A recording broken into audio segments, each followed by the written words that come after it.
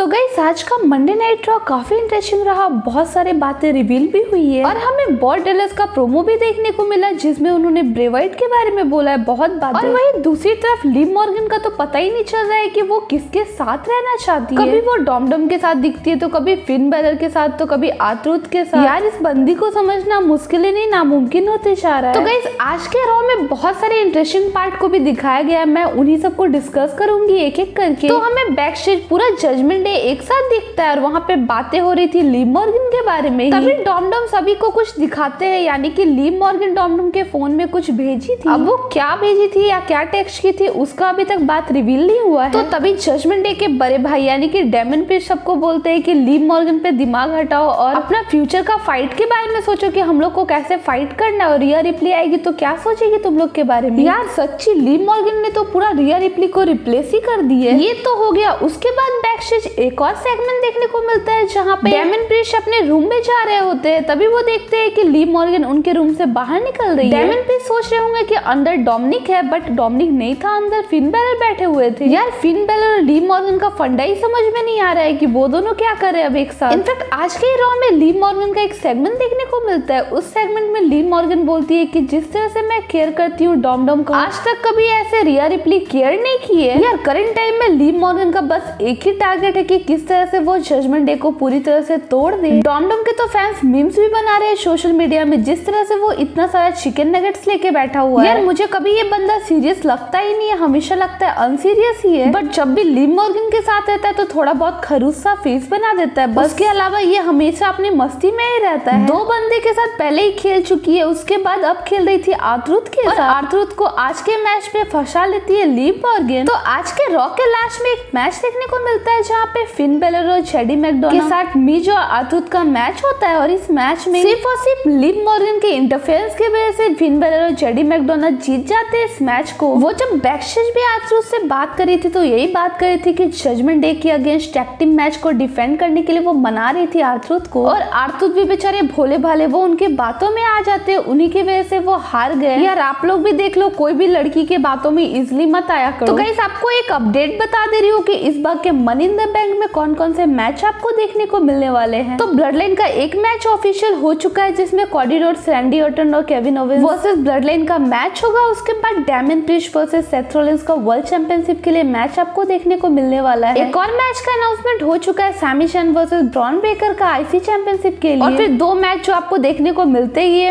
Money in the bank ladder match और women's money in the bank ladder match. और आज के hero में काफी अच्छा सेगमेंट देखने को मिलता है सेथ रॉलिंस और डेमन पीस का, जहाँ पे सेथ रॉलिंस डेमन पीस के सामने एक शर्त रखते हैं कि अगर मैं जीत जाता हूँ money in the bank then Damian Priest तुमको जजमेंट डे छोड़ना पड़ेगा, और अगर मैं हार जाता हूँ तो मैं तुम्हें फ्यूचर में कभी चैलेंज नहीं करने वाला हूँ। तो गाइस डेमन पीस इस चैलेंज को इजिली एक्सेप्ट कर लेते हैं। बट अगर डेमन पीस हार जाते तो उन्हें जजमेंट डे छोड़ना पड़ेगा। वैसे मुझे नहीं लगता कि डेमन पीस हारने वाले हैं। नेक्स्ट बात करते हैं जैकब फाटू के बारे में, यानी कि रिसेंटली ट्रिपल एच इंटरव्यू देते हैं जिसमें वो बताते हुए नजर आए कि रियली एक गेम चेंजर कोई हो सकता है तो वो सिर्फ और सिर्फ जैकब फाटू। यार ये जैकब फाटू तो अभी तड़का लगाने वाले पूरे ब्लड लाइन में, और जैसे ये डेब्यू की और इनका हील कैरेक्टर तो लाइक मजा ही आ रहा है सबको देखने में। इनफैक्ट आज के रॉ में जब फिन बैलर और जेडी मैकडोनाल्ड जीत जाते हैं उसके बाद ट्रिपल एच भी अपने ट्विटर पे इन दोनों का फोटो लगाते हैं और दोनों को कांग्रेचुलेशन भी बोले ट्रिपल एच। फिर से जजमेंट डे के पास टैग टीम चैंपियनशिप का गोल्ड वापस आ चुका है। तो गाइस आज के रॉ के स्टार्टिंग में ही हमें ड्रू मैकिंटायर का एक सेगमेंट देखने को मिलता है जहाँ पे वो फिर से एक बार सीएम पंक को चिढ़ाते हुए नजर आए, और वो जो बातें भी बोल रहे थे सब वो अगेंस्ट ही बोल रहे थे सीएम पंक। ड्रू मैकिंटायर ये भी बोलते जिस तरह से उसने मुझे WrestleMania clash at the castle में हराया है मैं कभी भूल नहीं पाऊंगा अपनी जिंदगी में। यार ये बंदा तो क्विट कर दिया था WWE को और फिर से वापस से आ गया है। तो आज का लास्ट और सबसे इंटरेस्टिंग टॉपिक के बारे में बोलूं तो वो बॉब डैलस का प्रोमो था। तो गाइस जैसा कि आप लोगों ने प्रीवियस रॉ का एपिसोड में देखा था कि अंकल हॉडी अपने फैक्शन व्हाइट 6 के साथ डेब्यू किए थे, और शायद आप लोग ये बात जानते ही होंगे कि अंकल हॉडी बॉब डैलस। और आज के रे ब्रांड के शो में भी एक वीडियो दिखाया गया जहां अंकल हॉडी और बॉब डैलस एक साथ आमने सामने बात करते हुए नजर आते हैं। बॉब डैलस बहुत सारी बातें बोलते हैं, उसके बाद एक टाइम में वो काफी ज्यादा इमोशनल भी हो जाते हैं जब वो अपने भाई ब्रे वाइट के बारे में बताते हैं। और वो आगे बोलते हैं कि मैं अपने भाई ब्रे वाइट के साथ हमेशा से काम करना चाहता था बट ऐसा पॉसिबल ही नहीं हो पाया, और मेरा भाई भी चाहता था कि मैं उनके साथ काम करूं बट मौका इस जिंदगी में कभी नहीं मिला। यार बोलते हैं ना कभी कोई परफेक्ट टाइम का वेट नहीं करना चाहिए, तुम्हें जो लगता है लाइफ में वो करो। देन उसके उसके बाद बॉर्डलर्स ये भी बोलते हैं कि उन्होंने जिस तरह से व्हाइट सिक्स के साथ खतरनाक डेब्यू किया, लाइक वो आगे अपने डेब्यू के बारे में ही बोलते रहते हैं, इसके बाद ही उनका पूरा सेगमेंट खत्म हो गया। वैसे गाइस आज के लिए इतना ही। अगर आपको मेरा ये कंटेंट लाइक थोड़ा सा ही पसंद आता हो तो चैनल को लाइक सब्सक्राइब जरूर करना। Till then bye bye, take care.